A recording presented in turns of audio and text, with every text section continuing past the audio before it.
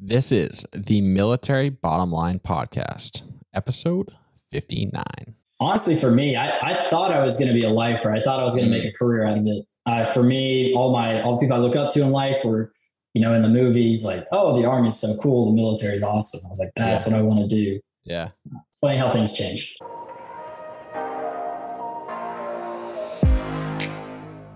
Welcome to the Military Bottom Line Podcast, where we learn from veterans and those currently serving how to make the most out of a military contract. We're here to motivate, inspire, and help you leverage your service to positively impact you professionally, personally, and financially during your military career and beyond. What's going on, guys? Thanks so much for tuning in again this week. If you guys are new to listening to this podcast, if this is your first time listening in, really appreciate it if you just liked and subscribed to the podcast, whether you're watching on YouTube or listening to it on any of the podcast platforms. Definitely hit subscribe. And if you liked this episode, then go leave a review on Apple or let me know in the comments on YouTube. But without further ado, this week I have Dan Doty. Dan is another five pillar. Eventually I'm going to get away from these guys. Is another five pillar who just transitioned out of the Army back in December. Dan did 5 years as a mortarman with the Army out of Fort Bragg and reenlisted to get his one deployment into Afghanistan. Dan talks about his time, why he ultimately dropped out of college to join the military, what he did in the military, his transition, another incredible program he took advantage of, and what it was like to come back from Afghanistan after pretty much not knowing what was going on in the world and ultimately finding himself in the United States right at the height of COVID upon his return. Check out what it was like for him during that time and what he wishes happened instead. Enjoy. What's going on, Dan? Welcome to the show, man. Hey, Jason. Thanks for having me. Dude, I'm excited. As we were discussing before this, I've spoken to so many of your coworkers, so it's continues to be awesome to go around the office at Five Pillars and hear y'all's stories. And I'm hoping that you share some unique opportunities, unique experiences with your military time. But I'd love to kind of start from the beginning and hear why you joined the Army in the first place. Yeah, so my name is Daniel Doty, and I am with Five Pillars Realty Group. I'm sure you've heard us a couple times. But I grew up in southern Indiana, kind of out in the middle of nowhere. My whole life I grew up, playing outside, had toy guns, watching Army movies, and I was like, man, that sounds really cool. I want to join the Army right out of high school. But my mom was like, oh, that's not a good career for you. You should go to college, get a job. And I was like, all right, I'll do what you want. So I went to college for 1 year. I passed all my classes, was doing great. But for me, I was like, man, I don't like school. I felt like I was throwing my money away. So my first year, I took a lot of business classes, finance classes, and I knocked them all out. And then my second year, they're like, hey, you still have all these other classes you got to take to get your associates. And so I had like an art class, a volleyball class, an elementary history class. And I was like, I'm not paying for this. Yeah. And I was like, I'll join the Army. So I went to my recruiter, signed up that day. I joined as an 11 Charlie, which is a mortarman, infantry mortarman. For anyone who doesn't know, you kind of get a tube and you shoot high angle explosives. Right on. So I came in, went to basic, went to airborne school, came over to the 82nd here at Fort Bragg, North Carolina. Did a little over 5 years, went to Afghanistan one time, and now I'm a full-time real estate agent. Right on, dude. It's a good, blazing through the story. Let's back up a little bit and kind of talk about, when you were talking about joining initially and your mom basically shot you down. Did you go back and forth with her much? Because I know a lot of kids have to convince their parents, and it sounds like she kind of won initially and you went to college, but what was that dynamic like for you?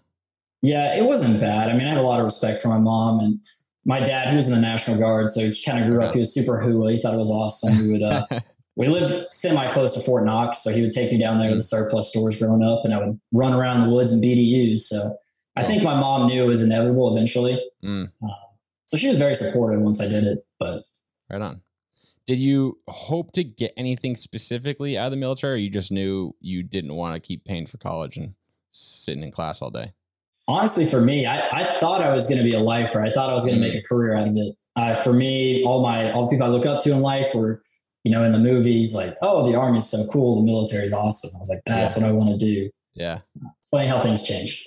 All right. So we'll get to that and how that changed later on. So kind of give us an idea. So did you specifically pick mortarman, or is it like you picked infantry and then? Yeah. So in the Army, you come in as an 11 X-ray. So you can be an 11 Bravo or an 11 Charlie. So 11 Bravos are what most people think of. It's a rifleman, you got your M4, they got 240s, 249s. That's what everyone thinks. And then mortarman is kind of this random dude that shoots explosives that no one's ever heard of. Yeah. Our drill sergeants in basic, we at 40th AG, they kind of separate us into different sides. And that's like your in process before you actually go to basic. But you're kind of there, like waiting. And they're like, hey, you guys are all 11 Charlies. And I look over my buddy. I was like, yo, what's that? My recruiter didn't even tell me, had no idea. So we were all in shock, but I ended up really enjoying it. Okay. So for the listeners, I mean, I don't really even know like how common knowledge what mortarmans do. But give us kind of an idea of like what you guys do and how long your pipeline is compared to, regular 11 Bravo route.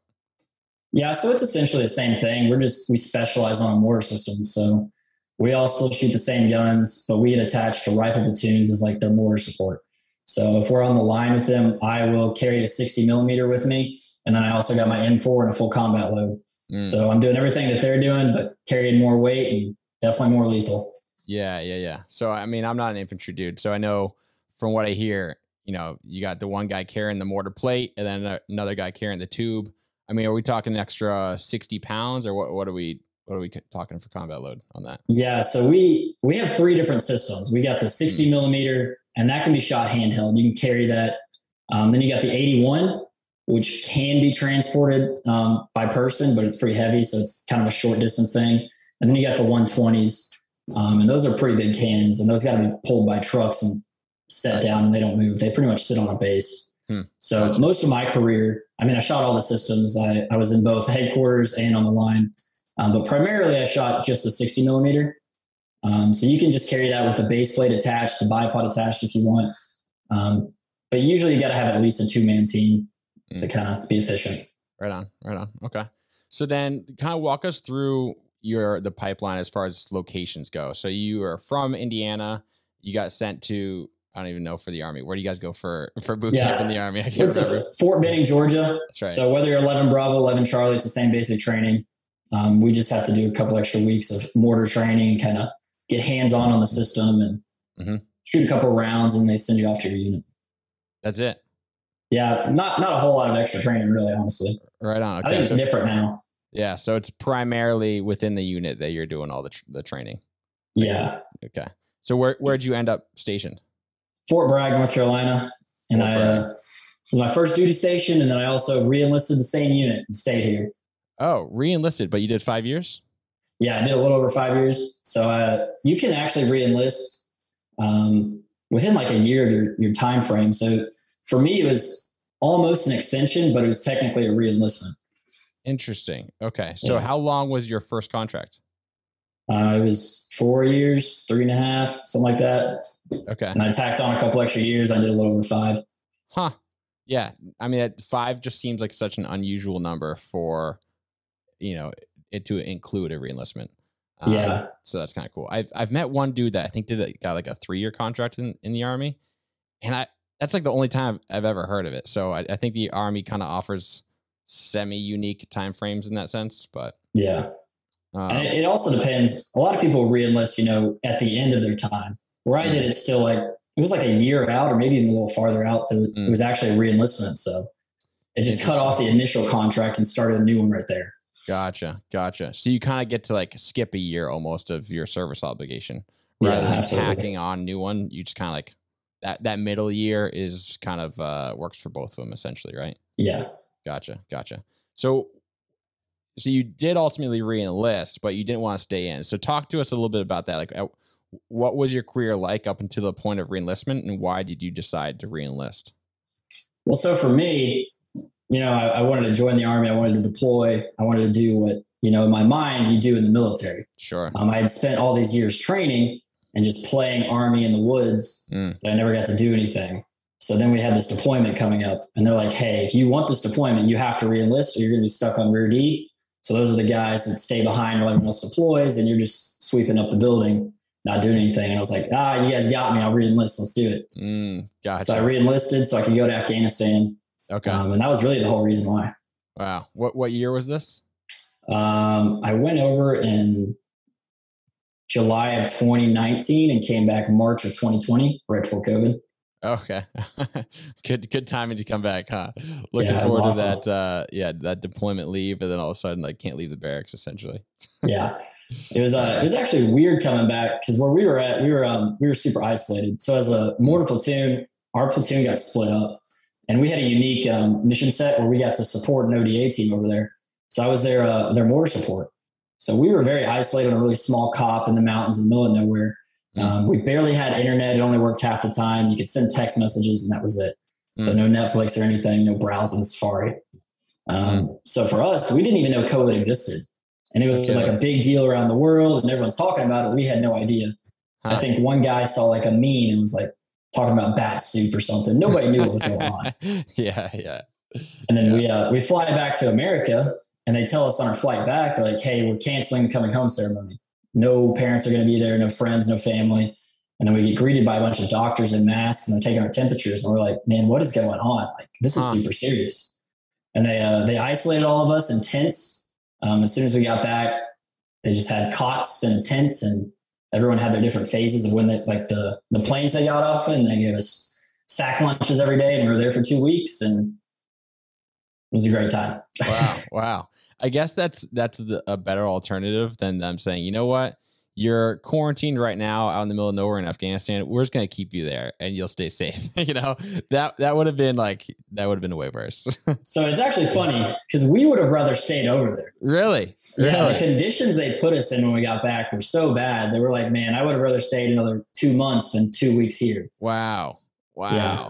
So at least there you had a bed, you had a pillow and a blanket, and we had Wi-Fi. Where we came back to Fort Bragg and they threw us in a tent, no Wi-Fi, we had no service, no pillows or blankets. They're like, good luck. Wow. Yeah. Welcome home.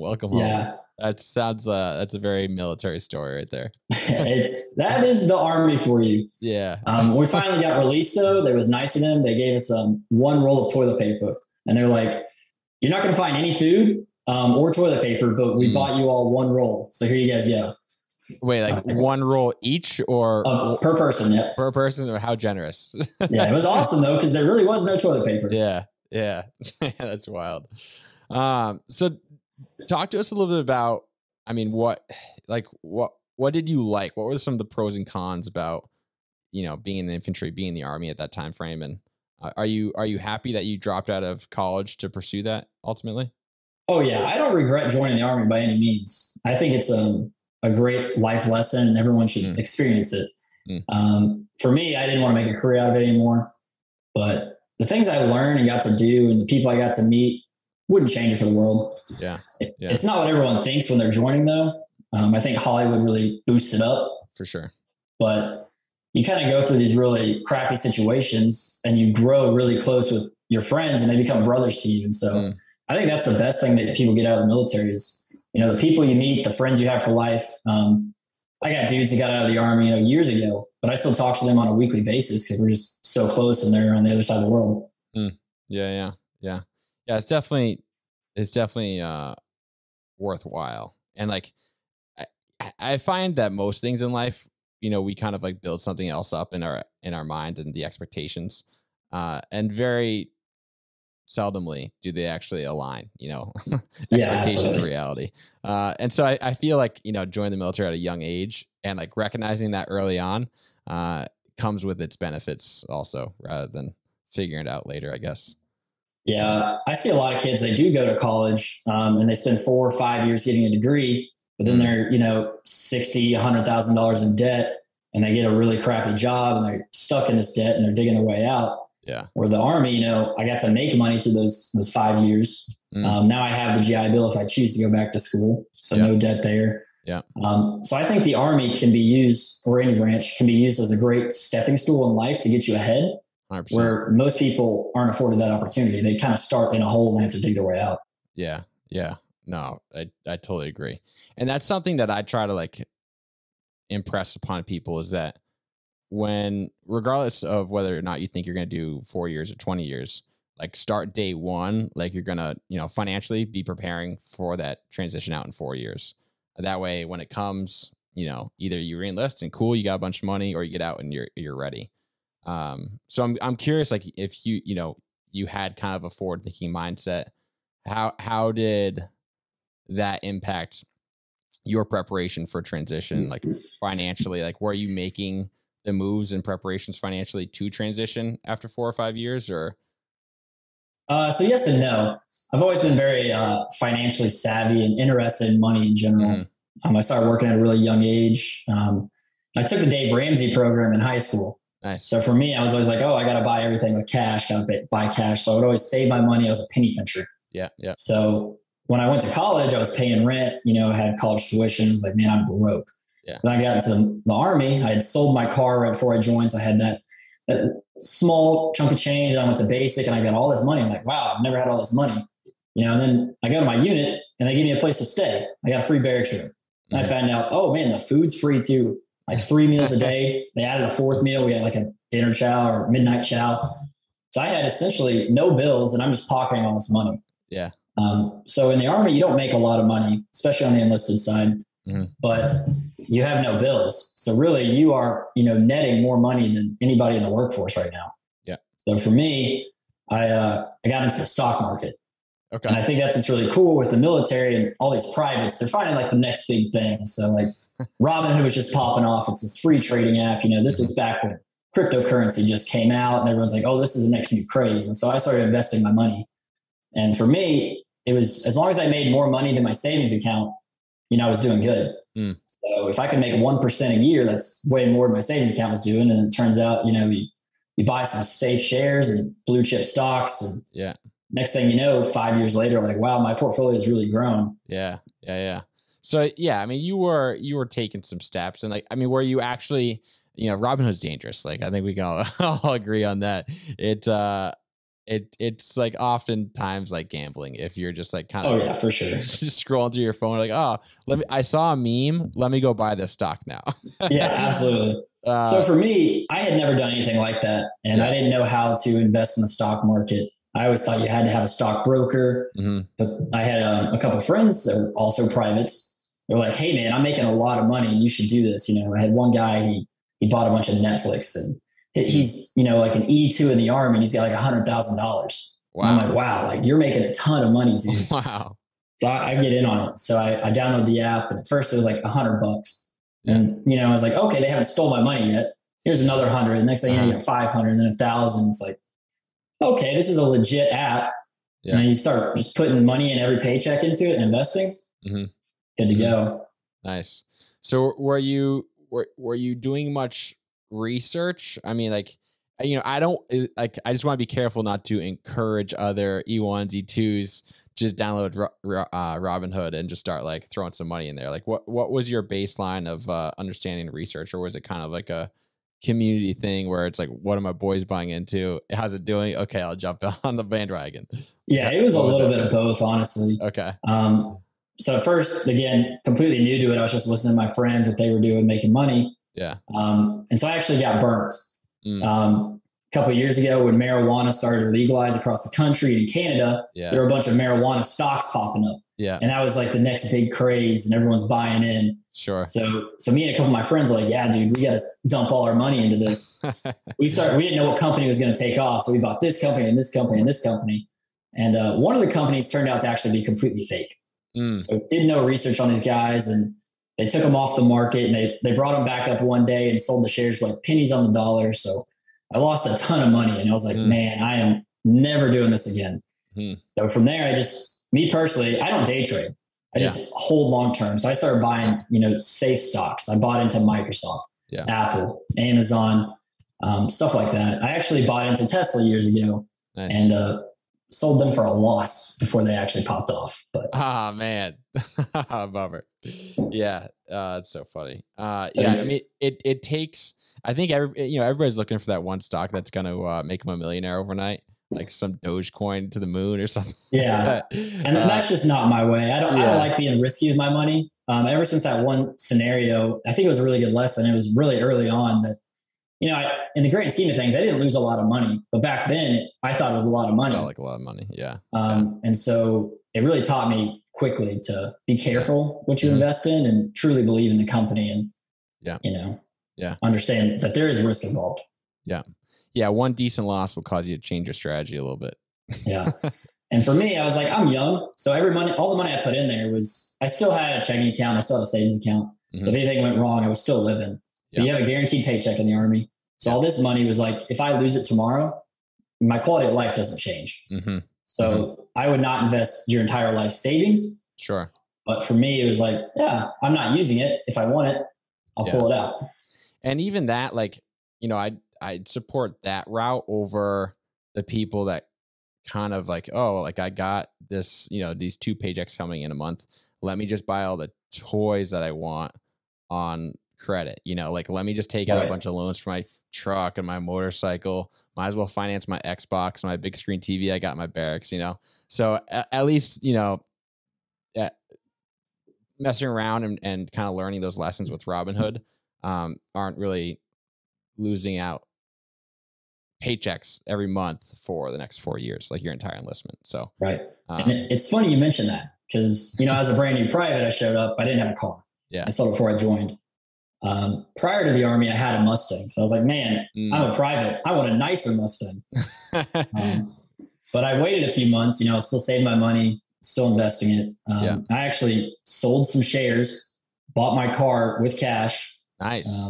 Bought it used, but it had like 20,000 miles on it. So it was pretty brand new. Cool. Still have the same Mustang today. Cool. Fast forward a few years later, was still investing. Was like, man, I really want a Harley. Sold some stocks, bought a Harley with cash. See, and that's, that's a far better way to do it than just to, take out your savings account or take out those loans. So I applaud you for that rational thinking. Yeah. I'm really lucky, honestly. Yeah. Robinhood gambling goes well sometimes, but right on. So where was the tipping point for you when you decided like, all right, I'm not going to do this for a career. It's run its course. I'm ready to go home and do something else. Yeah. I don't know if there's one instance. So when I joined, I started working at a really young age and my parents instilled in me like a really good work ethic. You work hard, you're going to be rewarded. So the job I had before the Army, like they loved me. They found out I was going to the Army. They offered me a huge pay raise, all these benefits, like, stay with us. It's like, no, I'm still going to do this. So I brought that work ethic into the Army. And I was a real go-getter. Like everybody loved me as a brand new private. I was the first one to volunteer for stuff. I would do everything. Yeah. Turns out, for me at least, in the Army, you worked really hard. We didn't really get rewarded. And they keep stepping on you. And the guy above you only cares about his career. And then I was like, man, this is just busy work. Or we're sitting in the office for 10 hours a day. Why can't we go home at 6:00 at night? We haven't done anything for 4 hours. Yeah. So a lot of little instances like that for me was like, this is super inefficient. We're not doing anything. We never actually get to train. We just sweep the hallways and do a lot of push-ups. Gotcha. So you felt like you got to do all, the cool guy stuff that it offered and just the day-to-day crap that is, part of the military, unfortunately, kind of just took its toll on you. Yeah. So garrison life is what I hated. Yeah. Honestly, my best time in the military was while I was in Afghanistan. We would shit in bags and you'd piss down tubes. Yeah. There was no internet. We'd shower like once a month because we didn't have running water. And that was for me, like the peak of my career because you got to get away from your chain of command. Nobody was breathing down your neck. We had, relaxed grooming standards. We got to chill. We didn't have to wear a uniform 24/7. Yeah. So for me and getting away from all these rules and regulations that were kind of implemented through years, it was way better. Nobody was yelling at me to cut my hair. Yeah. So then you spent, what was it, a year out there? Yeah. Well, we had 9 months. 9 months. And so you spend 9 months kind of away from the military in a sense, even though you're like deployed with the military, but away from all the nonsense of the military.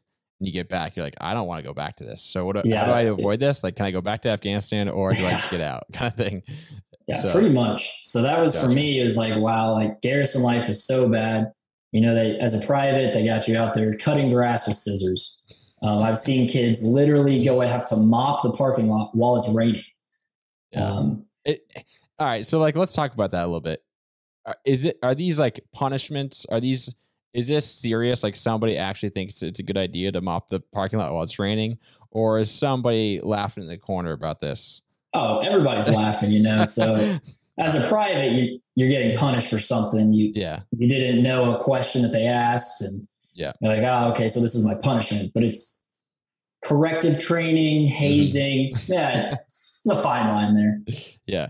It makes for good Instagram clips, you know, when somebody takes a video of some private mopping a parking lot in the rain. So yeah, absolutely. And it builds character. It really does. So these tough situations, you start to hate your life, but all your buddies are right there hating their life with you. Sure. So you guys grow closer. And then next thing you know, like those dudes have your back when you do go overseas. Yeah. So it really just builds bonds.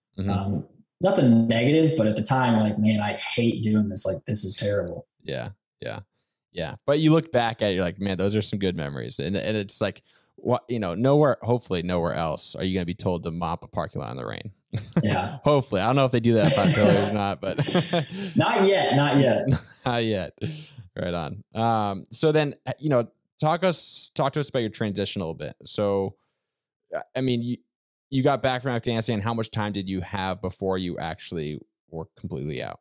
Yeah. So I was gone for 9 months, again, away from the garrison life, got to kind of chill and do my own thing.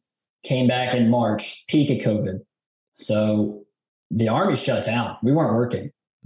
So for months, we just didn't go to work. We just partied it up. You know, come back from Afghanistan, just getting hammered every night. Like barracks parties because you can't leave base either, or what? So for me, I was an E5, so they made an exception to policy where I got to live off of base when we came back, which was really cool. So I wasn't in the barracks, but yeah, there were barracks parties going on 24/7. Really, everyone was just kind of living their best life, or worse, whichever way you want to look at it. But we did that for probably like 4 or 5 months, maybe. Wow. Nobody really went to work.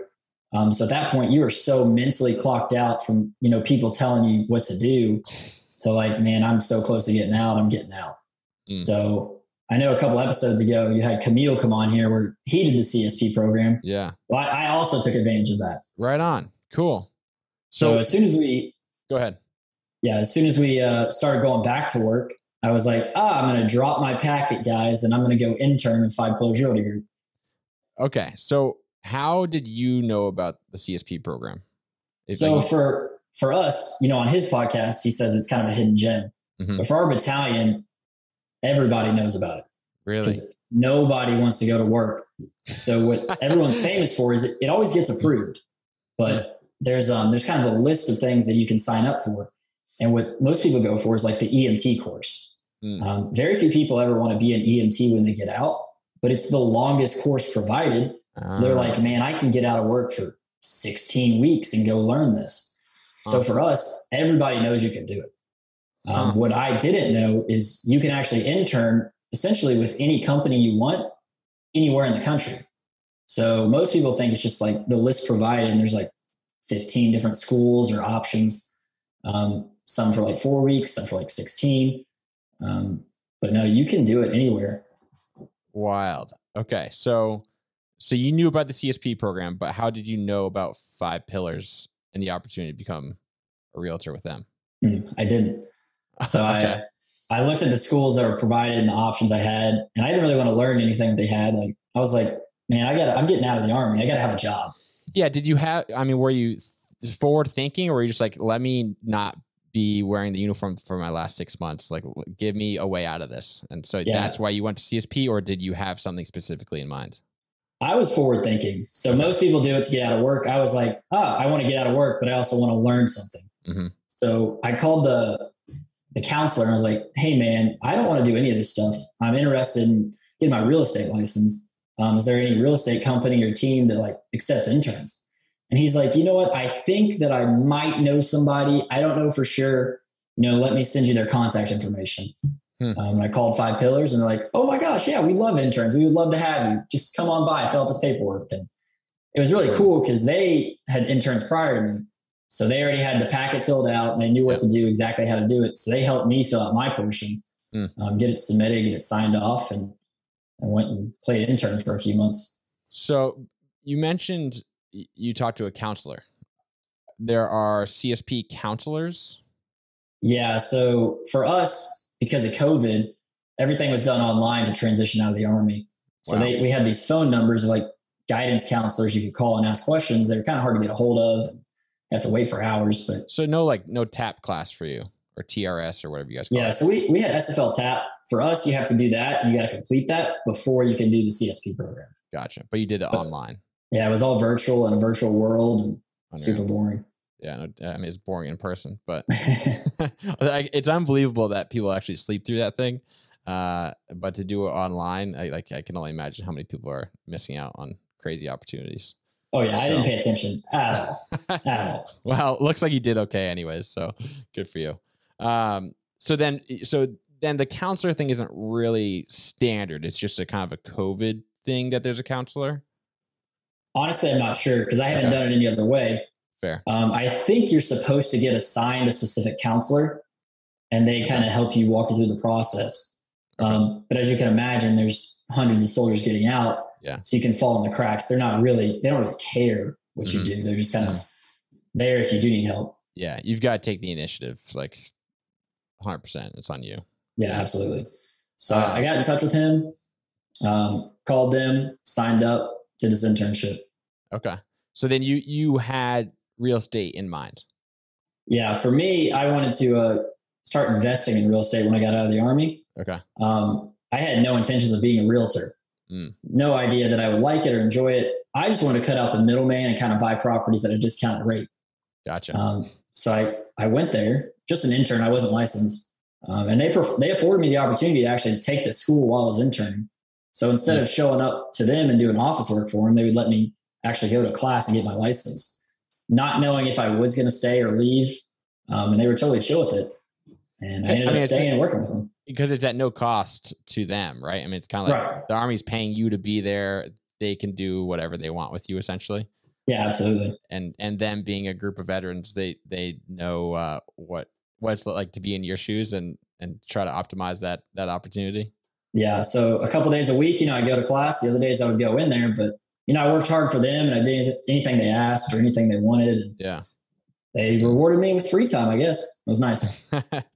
Right on. And so like when you're flipping through the catalog and looking at all the opportunities that are kind of like built into CSP, you're seeing like EMT 16 weeks, I don't know, like some vet, something like for another 12 weeks. Like most of them are for a set time period, but in your mind, CSP can max out at 6 months. Right. And so how did that work with Five Pillars? Like Five Pillars, they max out at the 6 months, I imagine. So for us, you can do it as long as you want or as short as you want. Okay. I didn't quite realize you can do it for 6 months. I think I did once I finally signed up. Yeah. But I think I did like 3 months. And I started like 5 months out or something. And I was like, I'm going to take 60 days terminal leave. I'm going to get out because I had no intentions of staying in Fayetteville. I didn't think I was going to work for this company. I thought I was going to move back home or move somewhere else, go to school. If I could go back, I would have done the full 6 months and then sold off my terminal leave. Yeah. Yeah. Good point. Huh. So then, I mean, it's the CSP program is such an opportunity if you have an idea of like kind of what you want to get into to truly have an absolute seamless transition, And so a lot of people like myself included, like I got out, went to college, did this, that, and the other thing. And it wasn't like that seamless. Like I was still trying to figure out like, what do I actually want to do? And so, I mean, is there more to your transition than like, yeah, I did CSP, I became a realtor and now I'm a rock star real estate agent in Fayetteville kind of thing? Or like what more did your transition include, I guess? Like, was it really that easy or kind of like, what did you go through? I mean, I changed my whole life. based off of this. And so this is what I tell everyone to do. Once I realized you can actually intern anywhere with anybody, I'm like, dude, whatever you are interested in, wherever career field you want to pursue, contact a company that does that. Be like, hey, here's the paperwork. If you just fill this out, I will come work with you for free. You get your foot in the door. When I was doing it, there was a lieutenant in the battalion that was also doing it at the same time. And he was about to go TDY for like 2 months to New York. And they were paying him TDY to go do an internship. Yeah. So you can get paid TDY. And now how long it is and how much TDY you get, like it goes up the chain of command higher and higher to get signatures. So you got to start farther back, but it's out there and it's afforded to you. So this guy like got per diem pay to be in New York City for a couple months. Yeah. Just to go learn a skill or a trade. Unreal. It's pretty cool. Unreal. Yeah. Yeah. And that's like, that is what I continue to find. I'm in the guard now, and like kind of like almost the premise for the podcast is like continuously being amazed by the opportunities to kind of like strategize and push the envelopes of those programs that exist within the military that don't have clearly defined limits. So I think like you calling, 5 pillars and like doing that research on your own and taking that initiative is kind of a prime example of how to like get the most out of those things. So yeah. And the program itself was created because the Army got tired of veterans getting out and not having jobs and ended up under bridges. So it looked really bad on them. Yeah. So that's why this program is there. And so fun fact, even if you've got a soldier who's getting chaptered out of the Army, they're still afforded that opportunity to do a CSP program. Really?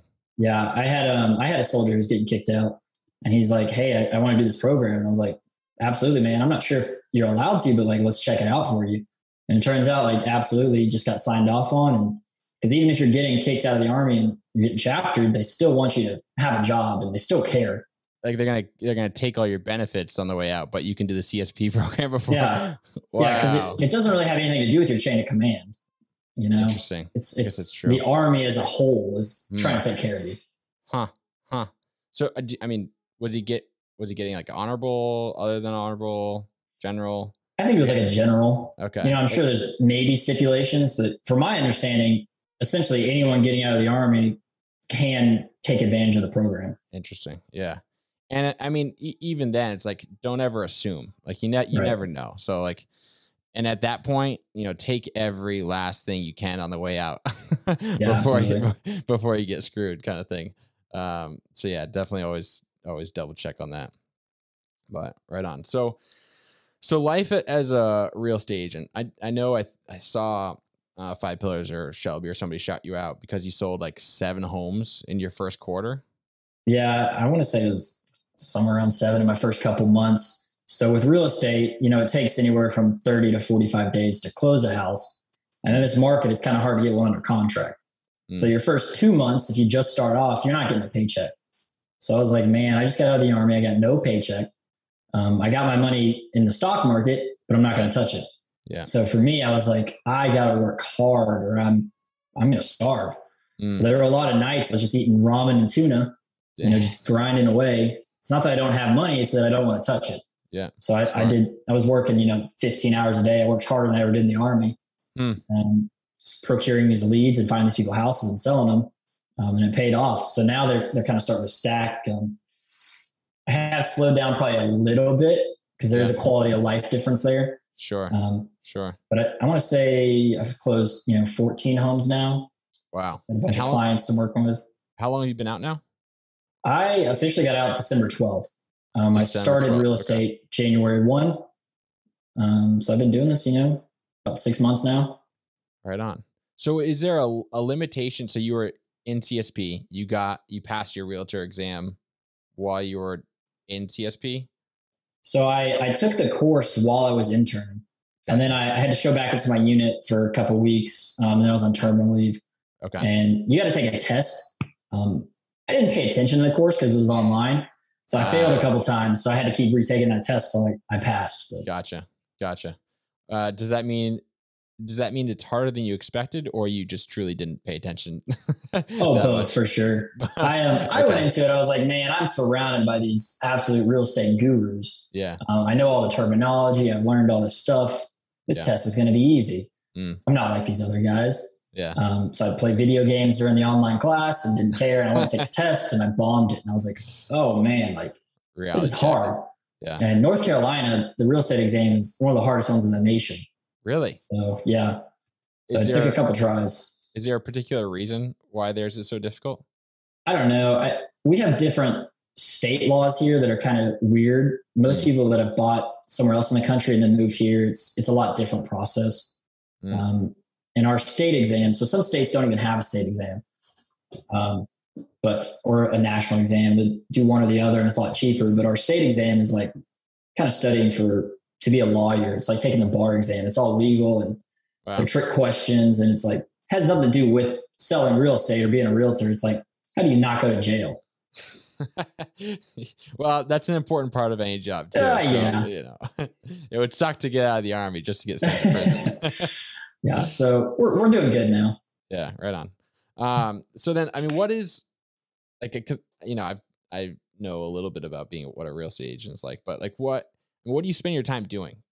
Is it just phone calls? Like, do you feel like I don't know, I guess give us a typical day as a real estate agent. Yeah, so it really depends, honestly. You're commission based. So as much work as you put in is what you're going to get out. So you see a lot of people like, oh, I want to do it as a side hustle or kind of do it occasionally here and there. Well, you're not going to make any money doing that. There's a lot of fees associated with it.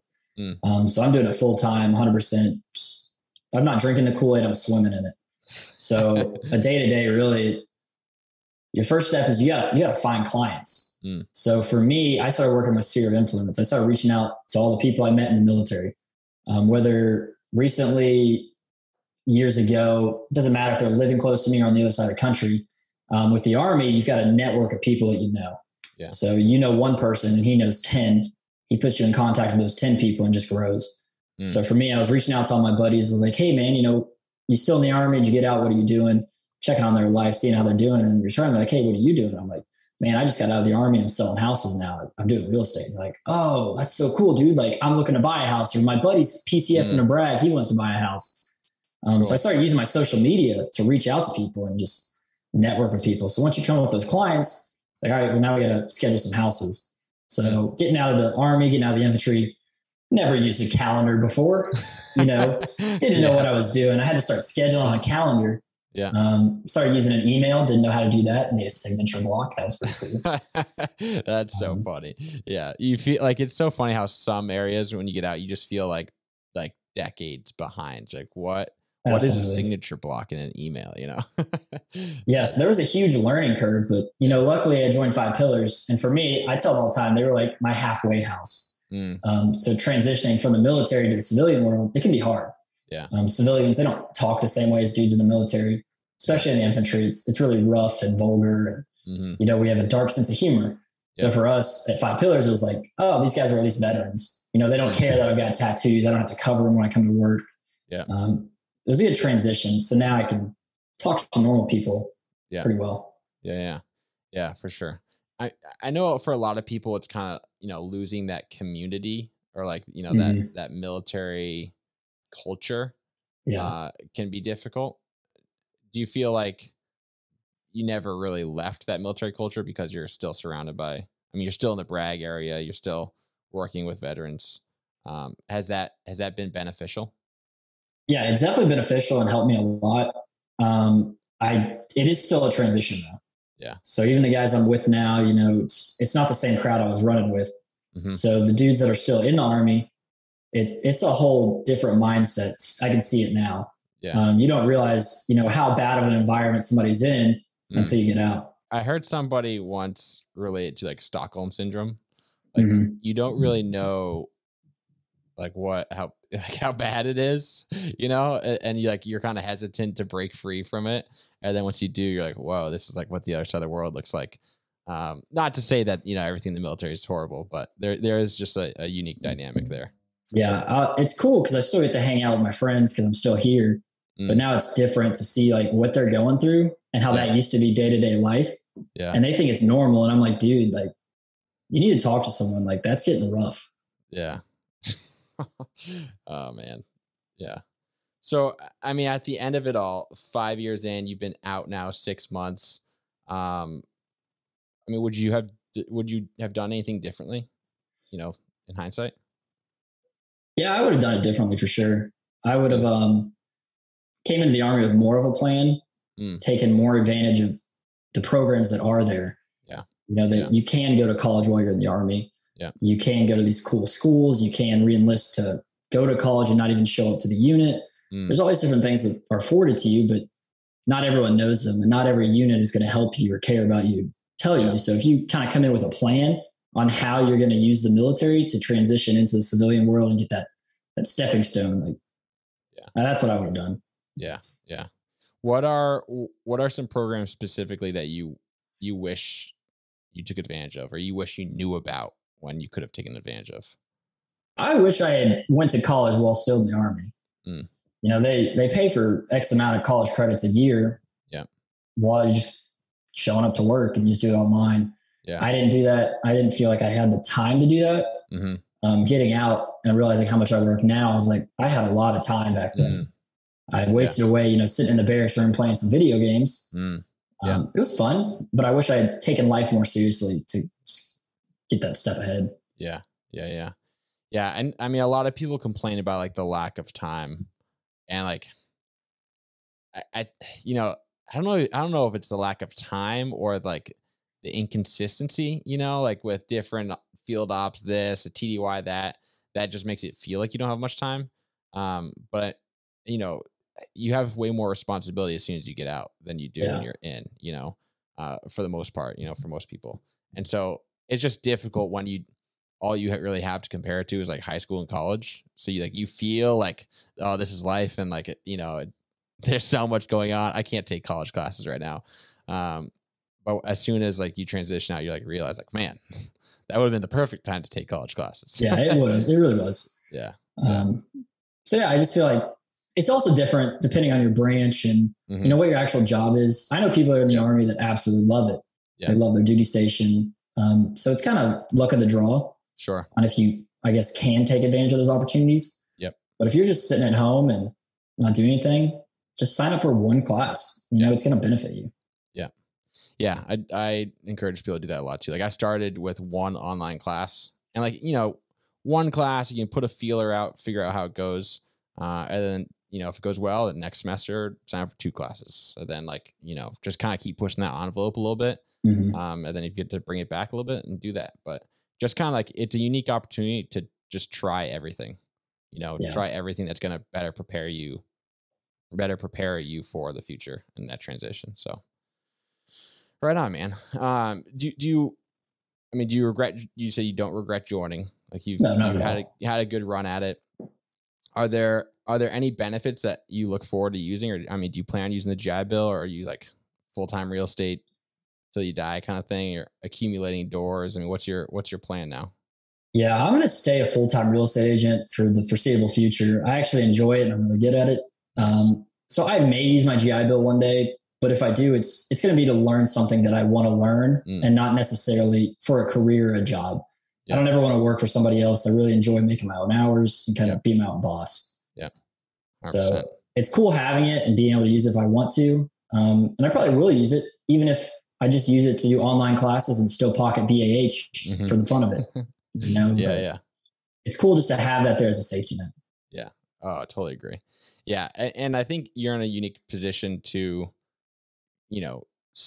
continue saving your GI Bill and kind of pay attention, like where life takes you, and like figure out like, okay, what's my next career I want, or what am I interested in learning? Like, I've got all these rental properties now. I'm basically free to do whatever I want. And so you have more time and more experience to then like use that as in a most optimal way possible.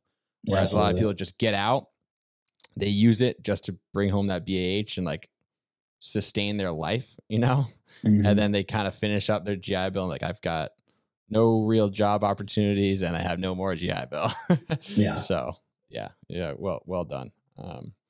Well, any wisdom or advice for anybody that's like thinking about, maybe infantry, or they're transitioning out and trying to figure out what the next step is?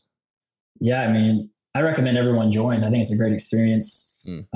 Obviously I'm going to be like, yo, join the infantry, do cool guy stuff, but it's not everything the recruiter hypes it up to be. You know, there's going to be a lot of cold nights in the field. You're going to sweep parking lots. You're going to clean a lot. You're not going to train as much as you think you will.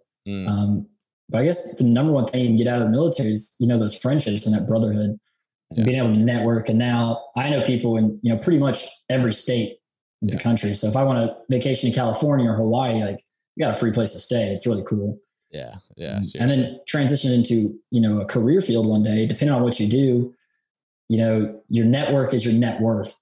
So knowing all these people, whether you're selling products or inventing something or just working for somebody, you know, all these people now, and you can network with them 10, 20 years later. It's pretty cool. Yeah. I mean, both of those are so true. Like, knowing people around the country and around the world is hugely beneficial. I mean, not only for vacations, but also for like, hey, you know what? I need to change things up. Like, let me go find a new job, new career somewhere else. And you've got all these people that you can reach out to and connect with. And it's like one of those things that's super difficult to like stay in touch with all those people because you know, you've got like 100+ friends scattered around the world, and it takes you know, consistent practice and discipline to like maintain those relationships. So you're not like knocking on some guy's door 10 years later, like, hey man, you got a couch I can sleep on? Yeah. Thankfully we got social media now, and you can just kind of see all your buddies post and their stories and catch up with them that way. That does make that easier for sure. Awesome, man. Well, thanks so much for coming on. I really appreciate it. Sorry about that little glitch there in the middle, but no worries. Thanks for having me. I really appreciate it. Yeah, man. I hope to connect with you guys down in North Carolina at some point. I've connected with so many of you. Hopefully at some point it'll happen. We would love to have you. Yeah, man. Can't wait. Awesome, dude. Thanks so much. Where can people find more about you if they're interested in connecting with you, maybe buying a house from you in the Bragg area? Yeah. You can look at my Instagram, Daniel Doty, and then the number 1. So just Daniel Doty 1, because I'm number 1. You know how it goes. You can find me on Facebook, Daniel Doty. Pretty much everything's Daniel Doty 1. Pretty easy to find. Awesome. No 5 pillars in the handle yet. No, not yet. I like to keep it a little personal too, you know? Yeah, I hear you. Awesome, man. I like it. I appreciate it. And I'll make sure that your Instagram is linked below. No, appreciate it, Jason. Thank you so much. Thanks, man. Hey guys, thanks so much. I really hope you enjoyed that episode with Dan. If you guys want more information on Dan, you can find his social media link in the description below, and definitely reach out to him if you need a house in the Fayetteville, Fort Bragg area. Now you get to take your pick of a bunch of realtors if you're ever looking for a home there. So subscribe to the channel, subscribe to the podcast, and follow me on Instagram. Thanks so much. See you guys next week.